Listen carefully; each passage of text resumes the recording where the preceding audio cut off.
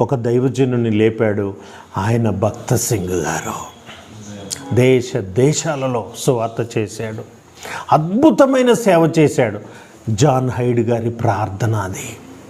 నువ్వు ఉండొచ్చు, ఉండకపోవచ్చు, నీ ప్రార్థన మటుకు ఎల్లప్పుడూ ఉంటుంది. గుర్తుపెట్టుకో, నీ ప్రార్థనకి ఎంతో బలమున్నది. గుర్తుపెట్టుకో. ప్రతి ఒక్కరూ ప్రార్థన చేయండి.